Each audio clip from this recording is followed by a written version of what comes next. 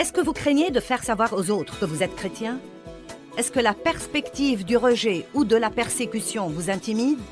Vous savez, nous pouvons surmonter cette crainte et être forts dans notre foi. Si vous restez avec moi, vous apprendrez à faire ça tout de suite à l'antenne.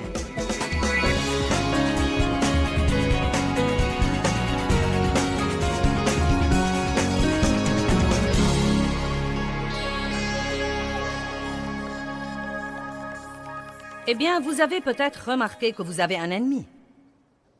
Il s'appelle Satan, Lucifer, le diable, le séducteur, le malin, le menteur. Il a toutes sortes de noms. Mais l'essentiel, c'est que... il veut s'assurer que vous ne faites aucun progrès. Est-ce que vous avez remarqué que quand vous commencez à faire des progrès, une attaque semble s'amener, et puis vous pensez, eh bien, je fais ce qu'il faut. Pourquoi est-ce que j'ai un mauvais résultat? Eh bien, vous savez, vous devez persévérer et faire toujours ce qu'il faut. Et puis, finalement, vous traversez des situations difficiles. Et non seulement vous gagnez, mais encore vous acquérez de l'expérience quand vous les traversez. Je fais une série ce week-end sur les stratégies de Satan.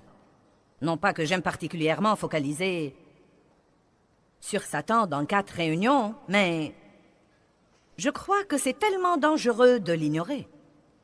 C'est dangereux de lui prêter trop d'attention, mais c'est dangereux aussi de l'ignorer. L'apôtre Paul dit, nous n'ignorons pas les ruses et les desseins du diable. Dave vous a parlé ce matin dans sa présentation de notre grande nation, l'Amérique, des dangers d'être ignorant et de ne pas savoir ce que nous devons savoir. Si vous ne savez pas ce que vous devez faire, vous ne faites rien. Et ne rien faire est notre plus grand problème. Satan aime les gens passifs. Il aime les gens qui veulent qu'une bonne chose se produise et qui restent là et attendent pour voir si elle se produira ou pas. Ils pensent que quelqu'un devrait faire quelque chose, mais il ne leur vient jamais à l'esprit que ce devrait être eux. Vous verrez ce soir que Satan vise votre volonté. Je ne vais pas en parler ce matin, mais Satan a une progression. Il essaye d'abord d'attaquer votre pensée. Nous en avons parlé hier soir et nous lui avons pratiquement accordé toute notre attention. Votre pensée est le champ de bataille. Satan argumentera contre vous. Il citera la parole de Dieu inexactement. Il vous mentira et votre seule protection est dans la parole de Dieu. Si vous ne savez pas la vérité, vous ne pourrez pas reconnaître le mensonge. Amen.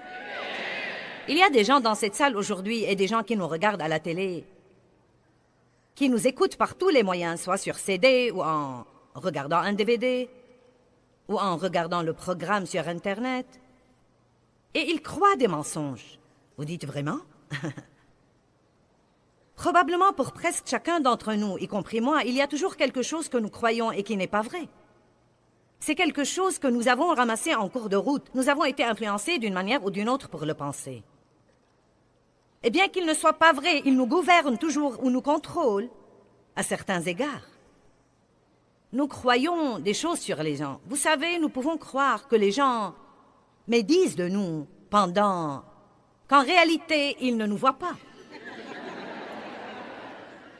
Amen. Les gens sont loin d'être aussi intéressés à nous que nous le pensons.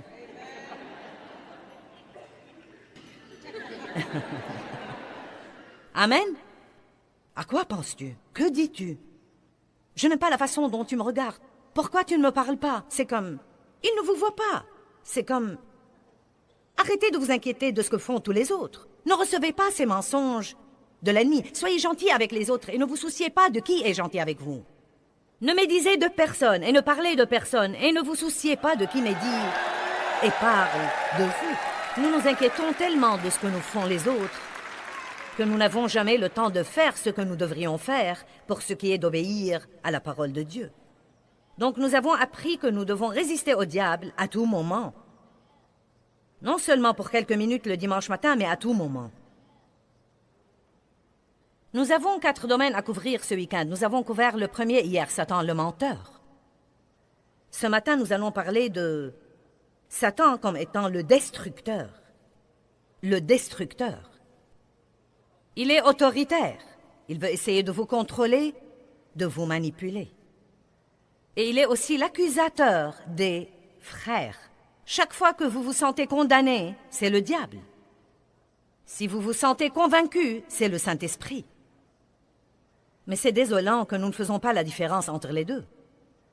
Et donc, bien des fois, nous laissons ce dont le Saint-Esprit nous convainc se transformer en une condamnation et nous restons là, à ne rien faire et nous en vouloir. Je reviendrai sur ce point plus tard. Nous allons parler ce matin de l'ennemi, Satan, le destructeur, et la chose principale, écoutez-moi bien, la chose principale qu'il veut détruire, c'est votre foi. C'est incroyable les grandes choses que vous pouvez faire si vous croyez Dieu. Dieu utilise vraiment des gens ordinaires. Je suis toujours stupéfiée de ce que Dieu me permet de faire. Et personne ne pourrait être plus ordinaire, ou plus simple, ou plus normal, ou plus commun que moi. Dieu ne va pas chercher quelqu'un qui a la capacité, mais il cherche quelqu'un qui est disponible. Il cherche quelqu'un qui dira oui et fera des pas de foi. 1 Corinthiens dit que Dieu utilise exprès les faibles et les choses folles du monde pour confondre les sages. Martin Smith de Delirious et son groupe a voyagé avec nous dans les dernières années et nous avons eu le privilège d'avoir certains des grands leaders d'adoration au monde pour mener notre adoration, Israël étant l'un d'eux. Mais on a bien rigolé il y a 2 ou 3 conférences car Martin a raconté qu'il avait échoué en musique. Et j'ai failli moi-même échouer en anglais et j'ai pensé... Maintenant, nous voilà. Il vous mène dans l'adoration et je vous enseigne. Et il a échoué à sa matière et j'ai échoué à la mienne.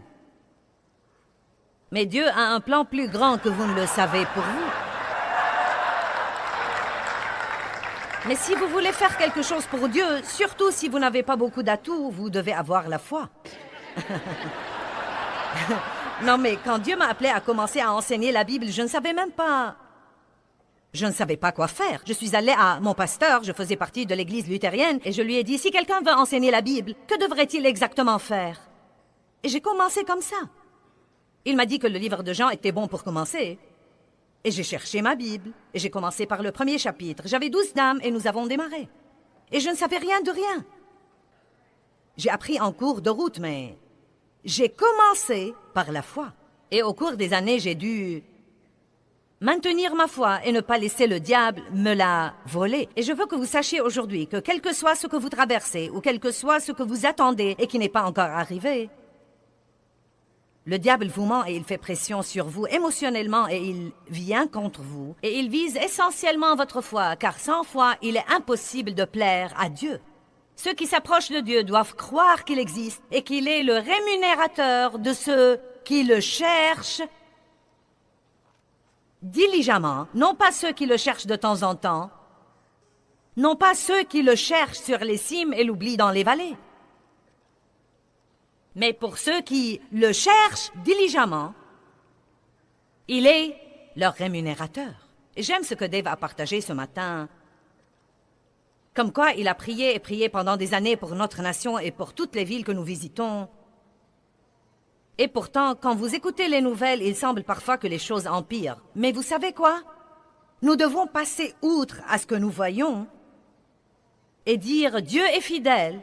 Et j'ai prié, et il m'a entendu, et Dieu est à l'œuvre. Et tout à coup, soudainement,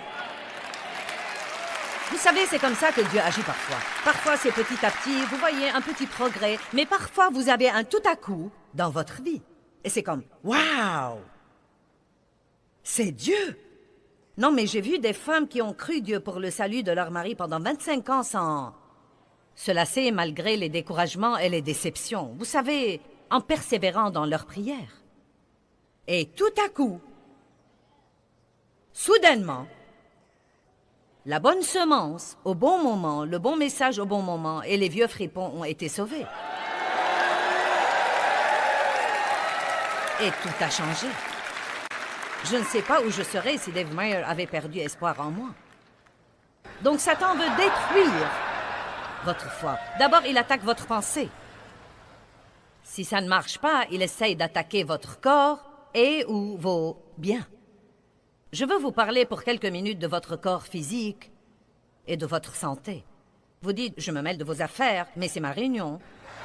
Et je vais me mêler si je le veux.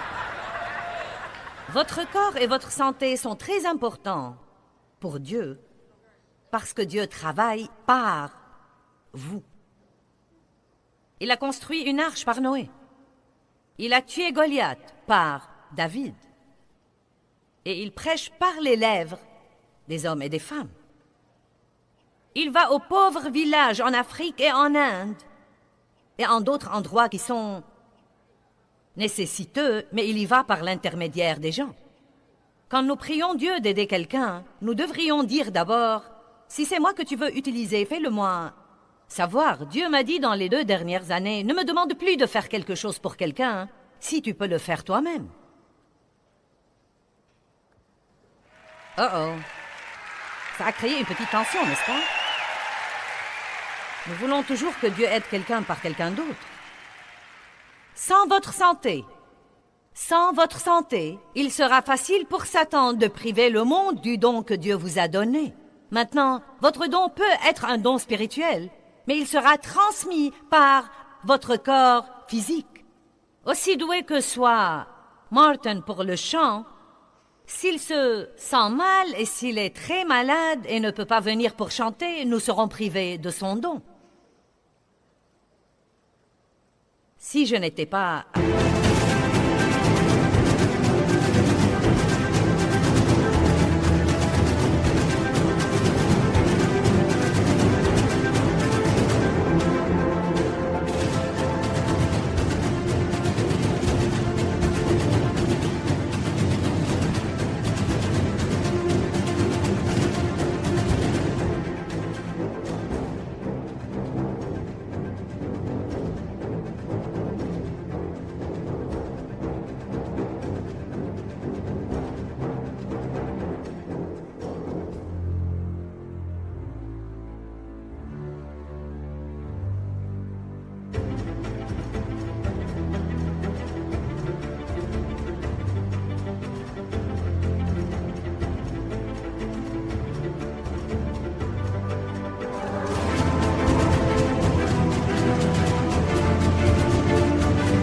assez forte et en bonne santé pour courir le monde et pour continuer systématiquement à faire ce que je fais une fois après l'autre, non seulement nous n'aurions pas eu ces conférences, mais encore nous n'aurions pas eu le programme télé, car c'est là que nous puisons nos séquences. Quand Satan vient contre votre corps, il attaque le temple de Dieu, parce que la Bible dit que nous sommes ce temple. Regardez 1 Corinthiens chapitre 6, les 2 versets 19 et 20. Ne savez-vous pas que votre corps, que tout le monde dise mon corps, est le temple, le sanctuaire même du Saint-Esprit qui est en vous, que vous avez reçu comme un don de Dieu, vous ne vous appartenez point à vous-même.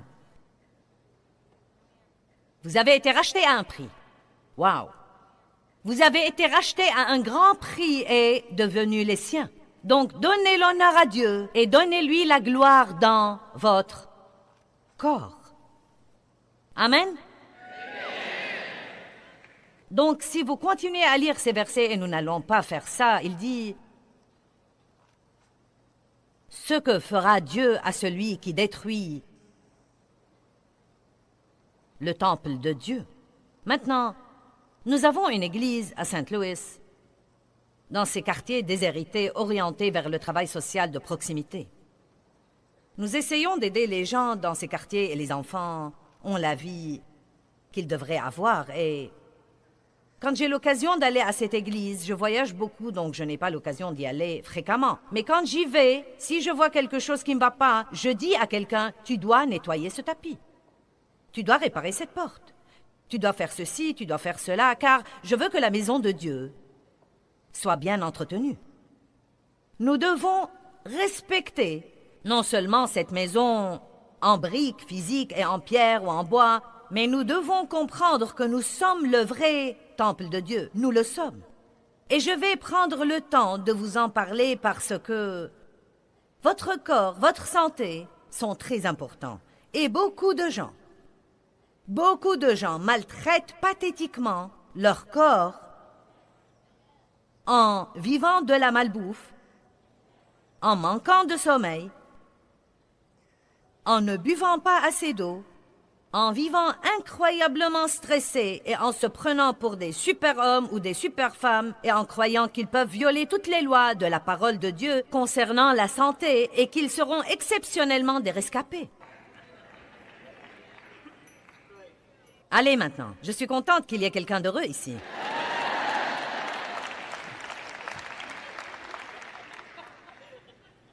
Pendant 10 ans de ma vie, je prêchais et je me sentais très mal. Vous n'avez pas d'idée à quel point je me sentais mal. Maintenant, il y avait différentes choses qui entraient en jeu. J'étais au milieu de la ménopause et j'avais tout ce bouleversement hormonal et j'avais un cancer du sein et la liste n'en finit pas, mais je peux vous dire que la vraie cause de ce qui n'allait pas chez moi, bien que ces choses soient des problèmes, était le stress. Je ne me reposais pas. Je n'avais pas de temps mort. Je prenais beaucoup de responsabilités. J'avais un faux sens de responsabilité. Je pensais que je devais prendre part à tout. Je ne savais pas déléguer mes responsabilités et m'abstenir d'intervenir.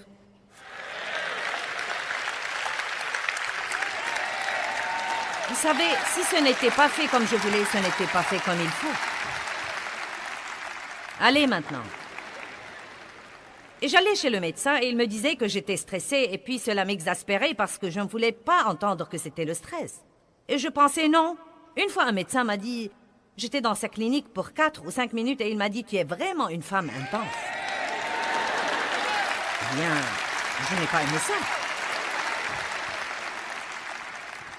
Je vais être très franche avec vous. J'étais en mauvaise santé. Je souffrais de migraines depuis 10 ans. Maintenant, personne ne le savait parce que je me poussais à travailler. C'est incroyable ce que la passion vous pousse à faire. J'avais la passion de prêcher et la passion du ministère et ça m'a donné... Non mais, comme a dit un médecin, tu es une femme qui a de la volonté et cela l'emporte sur tout ce qui pourrait aller mal chez toi. Mais ce n'est pas intelligent à long terme. Je ne dormais pas comme il faut. Je travaillais beaucoup trop. Je ne m'amusais jamais. Je ne riais jamais. Je ne faisais rien qui me réjouissait. Bonjour. J'étais un bourreau de travail. Est-ce que j'ai quelqu'un qui me ressemble ici? Si je m'asseyais pour me reposer, je me sentais coupable, car je sentais qu'il y avait quelque chose que je devais faire. Allez. Et ce système de pensée est tordu et bizarre. Et Satan s'en sert pour tuer notre santé. Or, j'ai finalement appris que je devais me reposer et je me suis instruite sur le plan de la nutrition. Et mes enfants me taquinent maintenant surtout mes 2 fils, car je ne sors presque jamais après la tombée de la nuit, sauf si je sors pour faire ces conférences. Et mon fils me dit, « Maman, les réverbères vont bientôt s'allumer, tu ferais mieux de rentrer. » Et je suis bien toute la journée. Non mais je me lève, je me sens bien, c'est incroyable ce que je me sens bien, et je peux aller travailler et faire la télé, et courir et faire tous ces trucs, et Dieu me donne la grâce quand je dois sortir le soir pour faire le travail que je fais. Mais laissez-moi vous dire quelque chose, quand 6 heures sonnent, je suis épuisée. Et puis c'est la thérapie du fauteuil le reste de la nuit, c'est ce que je l'appelle. La thérapie du fauteuil. Amen. Et je ne m'en excuse pas, j'ai besoin de 3 ou de 4 heures dans la soirée pour me reposer, me détendre, ne pas avoir de problème, ne pas résoudre de problèmes, ne pas prendre de décisions, et simplement faire quelque chose qui me réjouit. Et vous aussi. Si vous ne commencez pas à faire ça, vous finirez par être amer. Allez maintenant, vous aurez le complexe de martyr. Vous deviendrez amer. Et vous en voudrez à tous les autres qui jouissent de leur vie. Eh bien, ce doit être agréable. Allez, Vous dites, c'est agréable de s'asseoir dans ce fauteuil 4 heures tous les soirs. Vous savez quoi? J'ai dû décider de faire ça et dans le but de le faire, je dois dire non à beaucoup de choses auxquelles, à vrai dire, il y a une grande partie de moi qui veut participer. Vous ne pouvez pas vous impliquer dans tout ce qui se passe juste parce que vous en avez envie. Arrêtez de fourrer votre nez partout. Vous n'êtes pas obligé de tout savoir et de vous impliquer partout. Vous devez avoir un peu d'humilité. Il y a des gens autres que vous qui peuvent faire les choses et les faire comme il faut. Et, pas seulement ça, je sais que ça va être choquant et difficile à croire, mais il y a en fait des gens qui peuvent faire certaines choses que vous faites mieux que vous. Non pas que ce soit vraiment effrayant. Amen. Il y a environ 3 ans, je me suis regardée dans le miroir un matin et il a semblé que beaucoup de trucs qui étaient en haut là ont chuté. Non, mais beaucoup de trucs. Vous savez, des trucs ici et des trucs ici et c'était vraiment comme... Oh. Ce n'était pas beau. J'aurais vraiment aimé avoir un lifting pour le corps tout entier, vous savez. Comme quoi, nous prenons tout ce qui retombe et nous le remontons et nous faisons un nœud là et nous le coupons.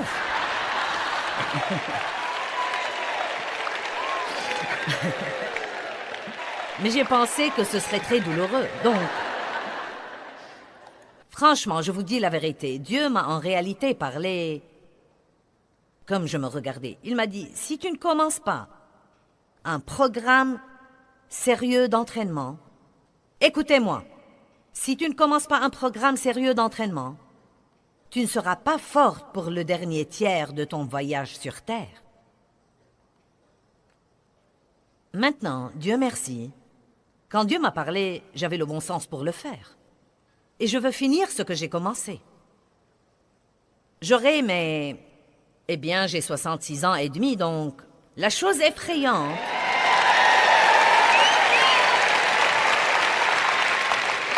La chose vraiment effrayante, c'est que dans 3 ans et demi, j'aurai 70 ans.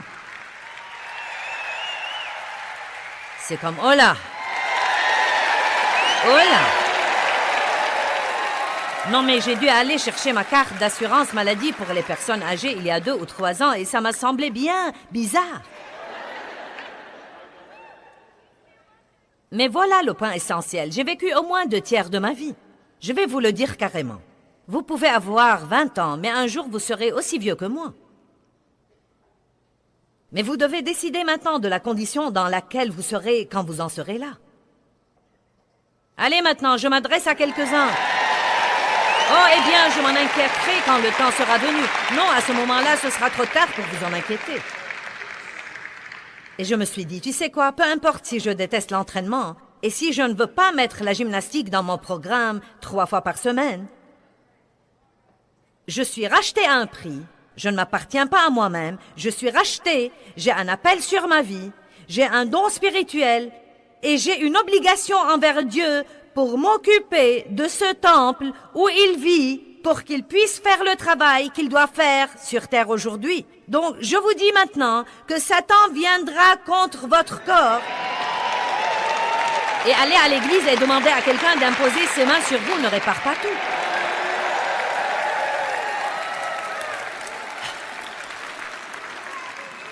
Si vous allez continuer à vous maltraiter, quelqu'un pourra imposer ses mains sur vous jusqu'à ce que vous soyez chauve. Vous n'êtes pas obligé de faire ce que je fais. Priez et laissez Dieu vous le montrer. Mais vous devez vraiment dormir. Vous devez boire de l'eau et non pas un verre rempli de produits chimiques chaque fois que vous voulez boire. Et je ne dis pas qu'il y a...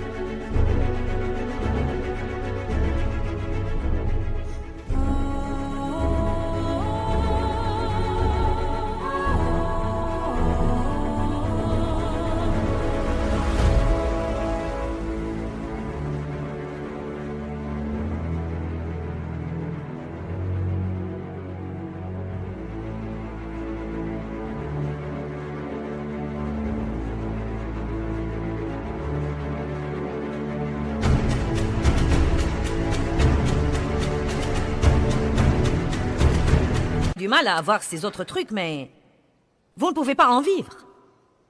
Vous ne pouvez pas vivre de desserts et de barres chocolatées et de pommes chips et de repas rapides. Achetez un bon livre sur la nutrition, ayez un peu de compréhension. Lisez, instruisez-vous et ne laissez pas vos papilles gustatives gouverner votre vie et votre avenir. Amen? Eh bien, ça a un mauvais goût. Eh bien, tant pis. Mangez-le de toute façon. Donc, combien d'entre vous comprennent et pensent qu'ils doivent mieux se soigner? Ai-je apporté une conviction à quelqu'un dans cette salle?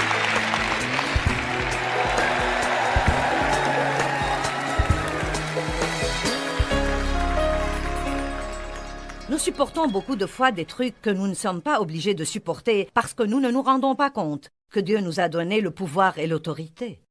Luc chapitre 10, 19 dit « Voici, je vous ai donné l'autorité et le pouvoir de marcher sur les serpents et les scorpions et la force et la capacité physique et mentale, sur toute la puissance de l'ennemi, et rien ne pourra en aucune façon vous nuire. » Quand nous prenons au sérieux la question de faire les choses à la façon de Dieu, il nous répond par des exaucements.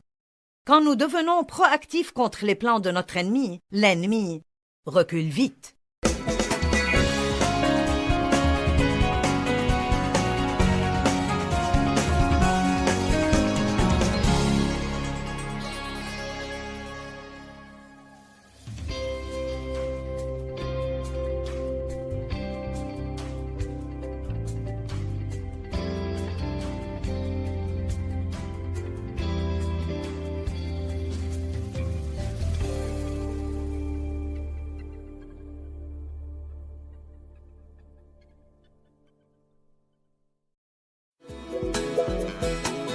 Les tribulations sont des choses que nous ne pouvons pas toujours éviter dans la vie. Mais aujourd'hui, vous pouvez apprendre à les utiliser à votre avantage et en même temps pour édifier votre foi.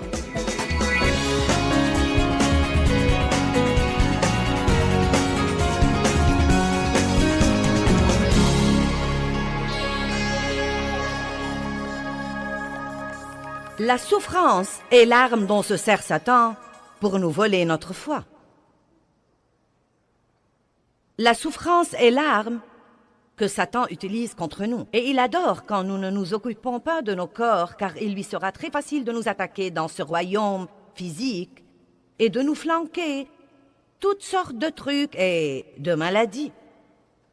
Mais ce n'est pas le seul genre de souffrance qu'il nous amènera. Quand il attaque votre pensée et que ça ne marche pas, quand il attaque votre corps et que ça ne marche pas, il se fera un plaisir d'attaquer vos biens.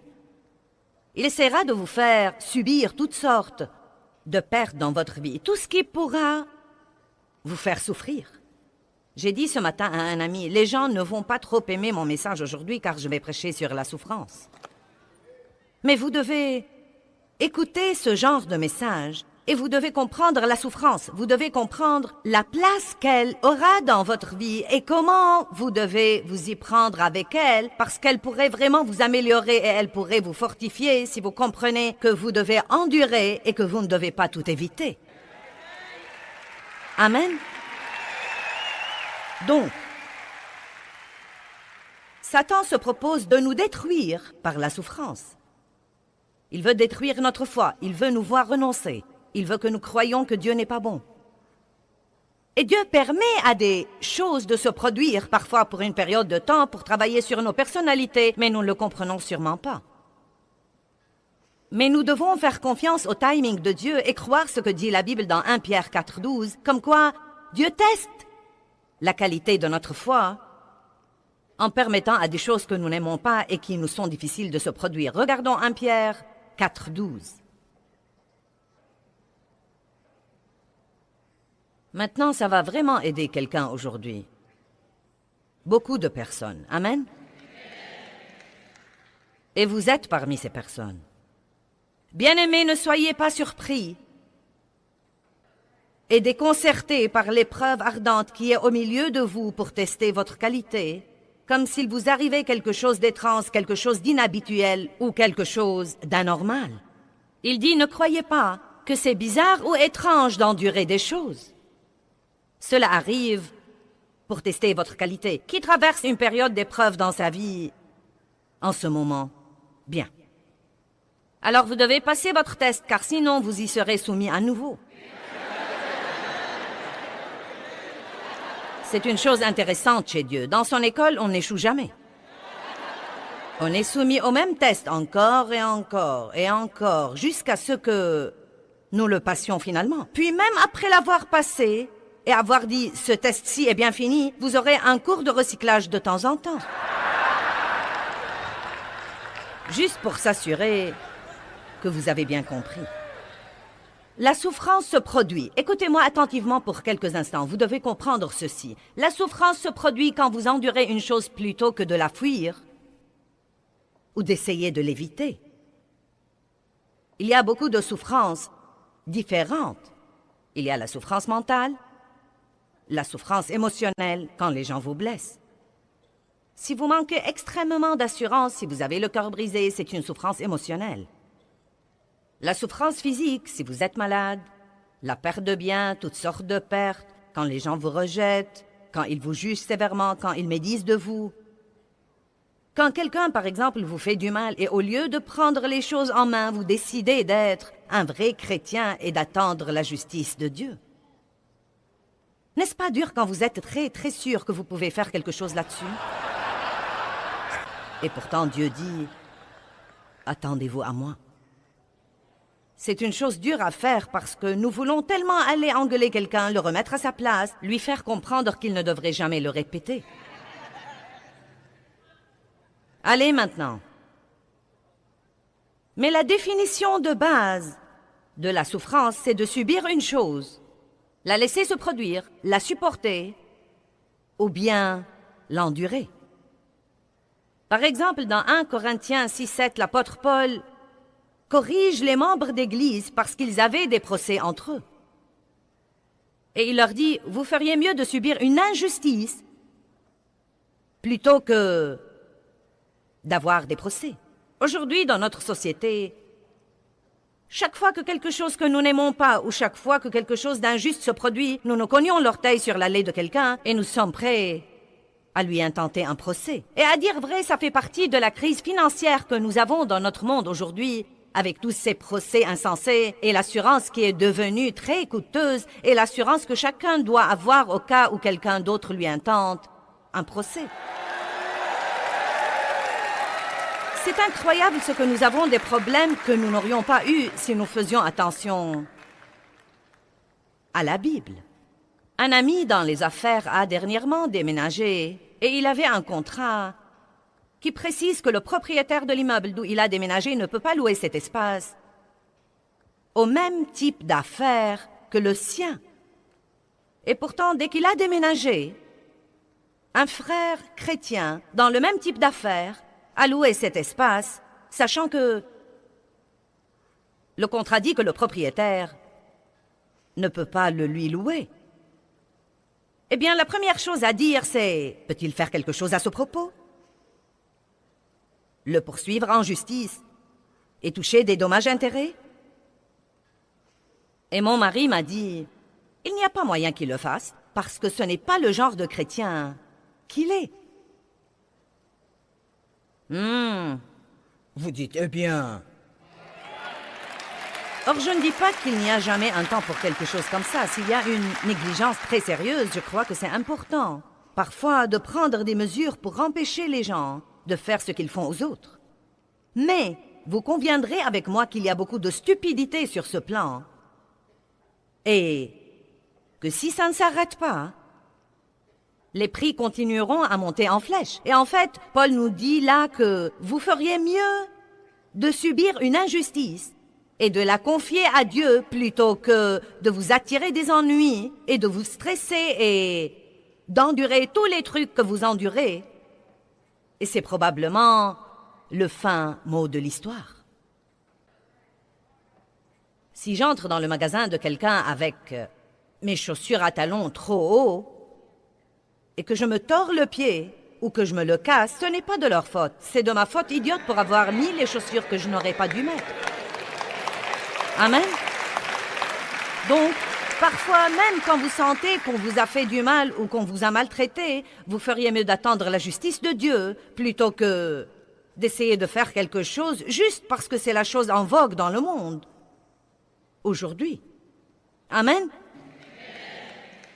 Je connais un pasteur dont le fils a été électrocuté sous la chair, sous la plateforme de sa chair.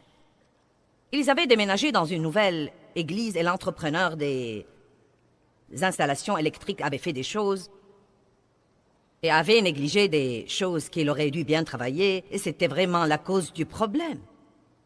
La première réaction était « Nous allons le poursuivre en justice, nous allons faire ceci et cela et quelque chose d'autre. » Mais Dieu s'est occupé de lui, ne fais pas ça. Ne fais pas ça, laisse-le. Laisse-le moi et laissez-moi m'en occuper.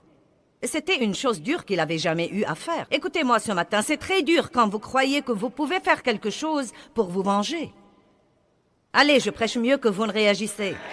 C'est très dur quand vous croyez que vous pouvez faire quelque chose pour vous venger de quelqu'un.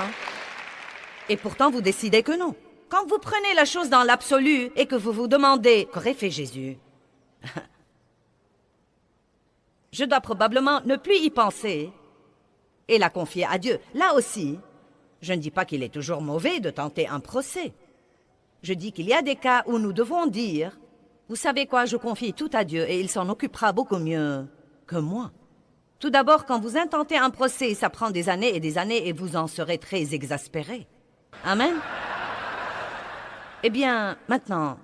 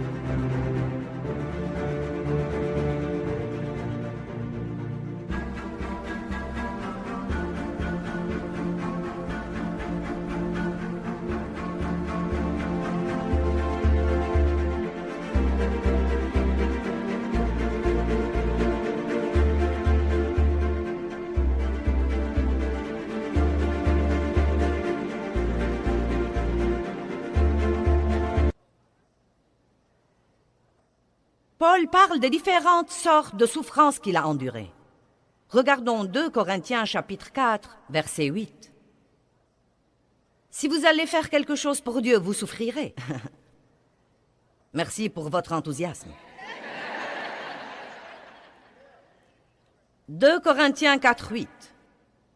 Nous sommes pressés, troublés et oppressés de toutes parts. Mais nous ne sommes pas écrasés. Nous avons des embarras. Je vais vous raconter dans un instant une petite histoire sur les embarras. Nous sommes perplexes et nous sommes dans des impasses, mais nous ne sommes pas dans le désespoir.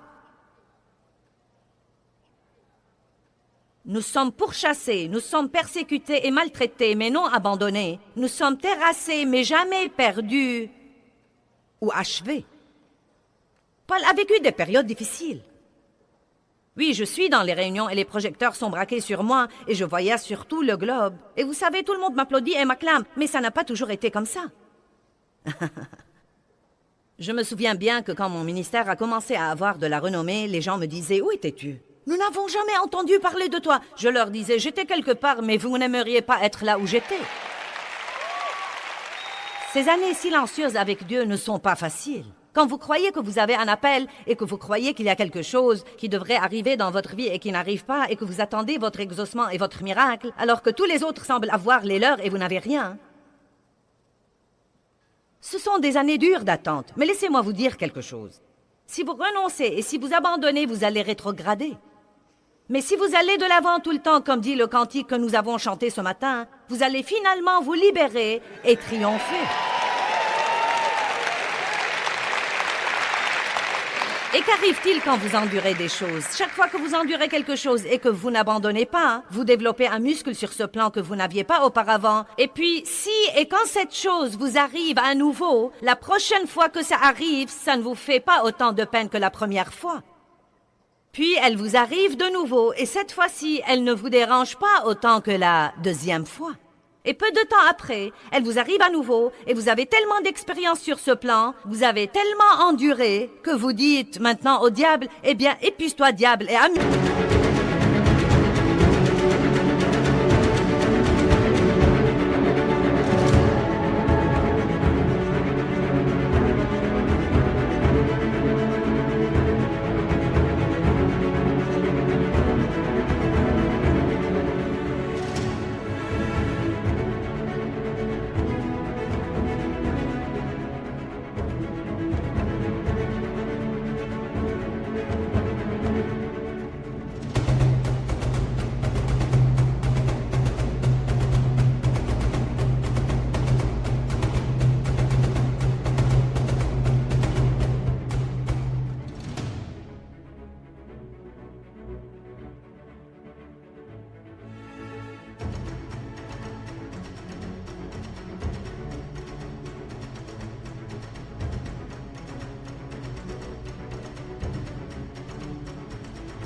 Toi, parce que maintenant, je ne sens même plus le dérangement. Amen. Il y a plusieurs années, j'ai été en but à une attaque médiatique dans ma ville qui a pris, je pense, 13 pages du journal. Non, mais ma photo figurait sur toute la première page et c'était vraiment ridicule. C'était vraiment ridicule. Non, mais les choses étaient tordues et prises hors contexte, et nos déclarations étaient tout à fait déformées et semblaient complètement différentes. Et de toutes les photos qu'ils ont prises et de toutes les photos qu'ils auraient pu publier, ils ont publié 2 photos de quelqu'un qui portait des tas d'offrandes dans ses mains. Il y avait le message et une image de moi comme ça.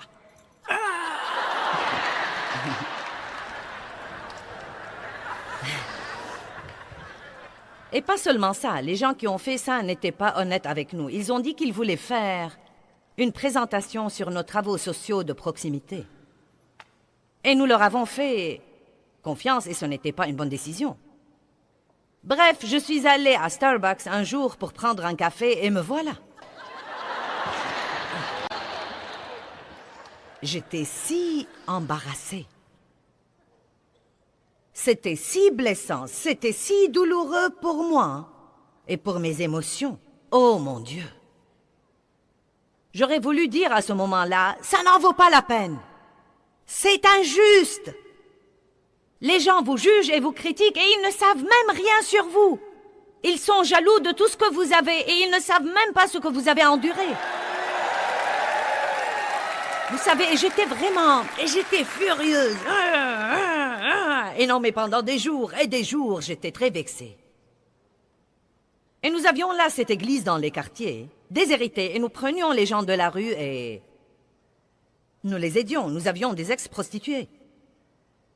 Elles étaient dans notre programme, nous les réhabilitions, et elles sont venues à moi et elles m'ont dit « Écoutez, sœur, nous avons toujours des mœurs de la rue en nous. Veux-tu que nous allions leur parler? »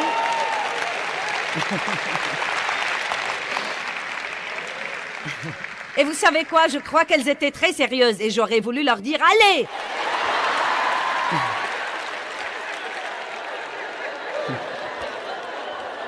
Mais j'ai dû dire « Non,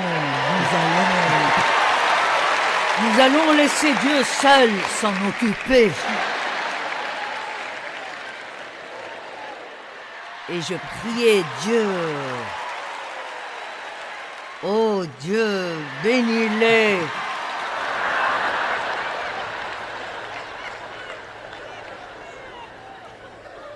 Non mais c'était vraiment...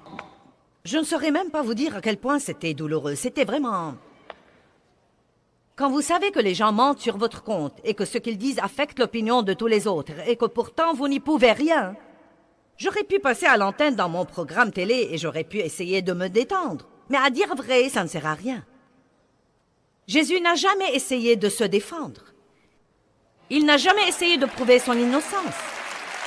Et l'essentiel, c'est que les gens vont soit faire confiance à l'onction et faire confiance aux fruits, Vous les reconnaîtrez à leurs fruits et non pas aux journaux. Allez.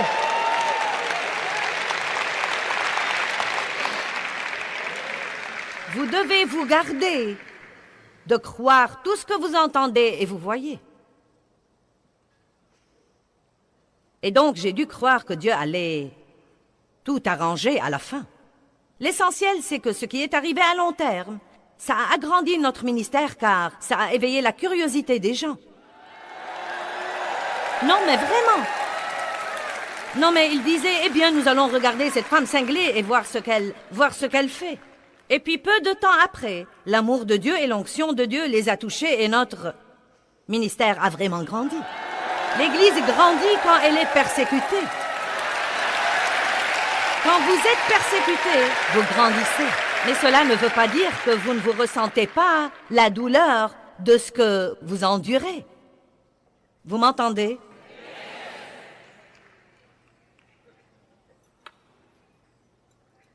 Paul savait qu'il aurait pu échapper à la souffrance dont il a parlé dans 2 Corinthiens. Il lui aurait été facile d'y échapper. Tout ce qu'il aurait dû faire était de quitter la ville. Juste la quitter. Et j'ai pensé à aller dans une autre ville. Je me suis dit, je n'aime pas cette ville. Eh bien, j'ai dit à Dave, nous devons aller dans une autre ville où les gens ne sont pas insensés. Oh, j'étais vexée. Et Dave m'a dit, calme-toi. Je lui ai dit, ce n'est pas ton visage qui est dans le journal.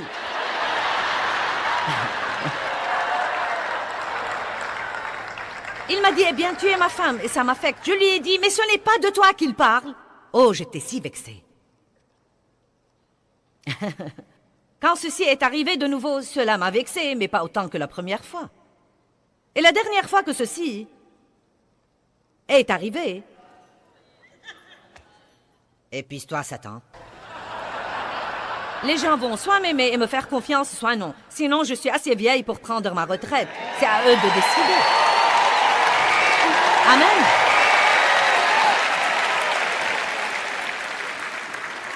Je crois que j'en suis au point...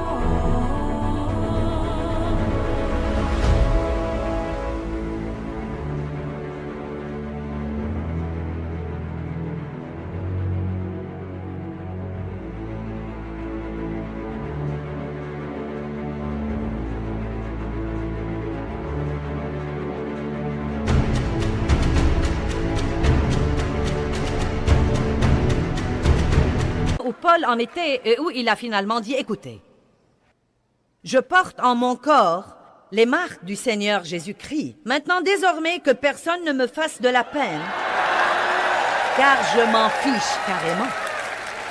Je connais mon cœur. Oui, je le connais. Et si vous connaissez votre cœur et que vous connaissez votre relation avec Dieu et que vous savez que vous êtes honnête, vous ne devez pas vous soucier de ce que tous les autres disent de vous, de ce qu'ils pensent de vous, de ce qu'ils font ou ne font pas, de leur acceptation ou de leur rejet, car vous ne comparaîtrez pas devant eux au jour du jugement. Amen.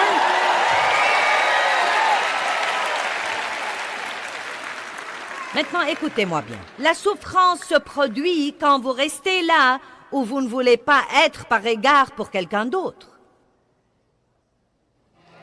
Ouh! La souffrance se produit quand vous restez là où vous ne voulez pas être par égard pour quelqu'un d'autre. Paul est resté là par égard pour les gens qui avait besoin de son message. Il lui aurait été facile de partir. Il aurait pu éviter la souffrance, mais il a souffert pour que quelque chose prenne naissance en eux. Laissez-moi vous dire quelque chose. Tout ce qui naît dans la vie, quelqu'un doit souffrir pour lui donner naissance. Quelqu'un.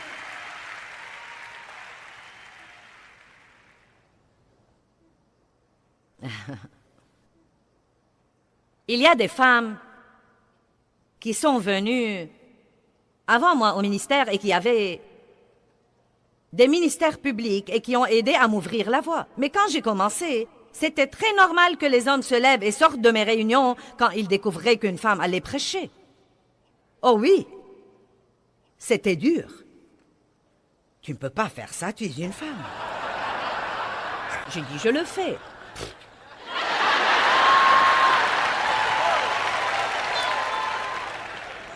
Dieu ne savait-il pas quel genre de corps j'avais quand il m'a appelé?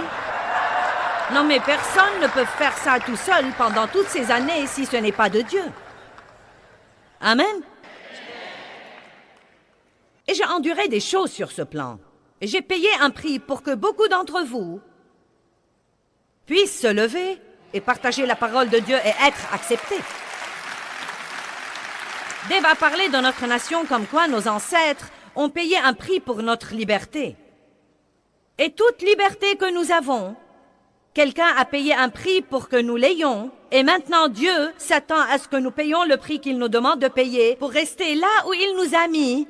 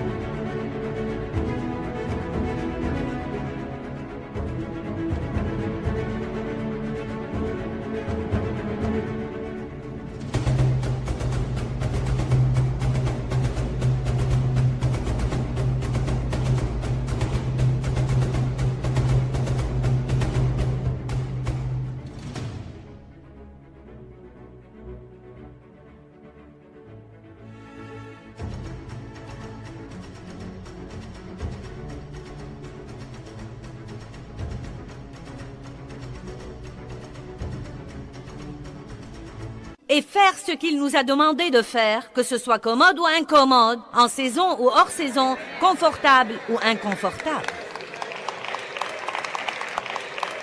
Je veux que tu pries avec moi pour que je trouve un autre travail, car je suis le seul croyant là où je travaille. Oh, j'ai envie de te frapper. Si vous êtes le seul croyant là-bas, la seule raison pour laquelle vous voudriez quitter est votre confort. Car vous souffrez. Nous sommes donc prêts à laisser les gens dans l'obscurité et aller en enfer, juste pour avoir quelqu'un qui nous aime avec qui déjeuner. Allez, je prêche bien.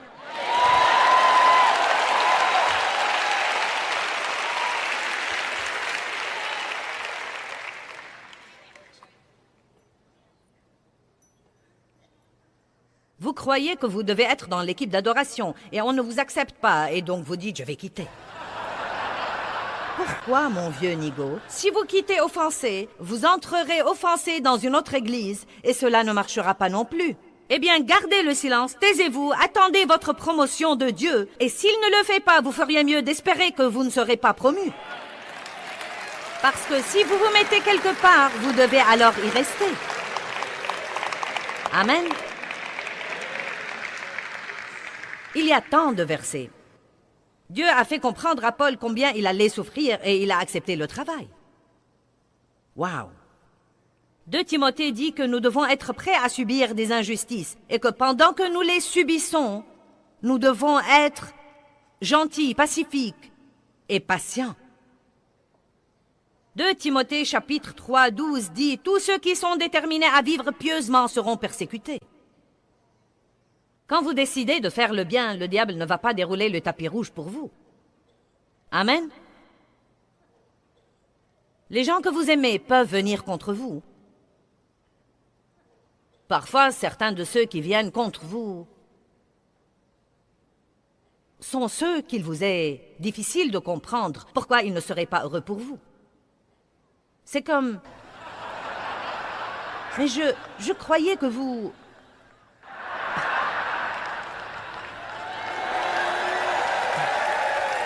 Vous savez, le diable ne peut pas vous faire du mal si la personne n'est rien pour vous. Ne vous fâchez pas contre eux et fâchez-vous contre le diable. Satan trouvera une faiblesse chez quelqu'un d'autre, même s'il vous aime, pour travailler par lui, sans même qu'il ne sache qu'il est inconsciemment utilisé.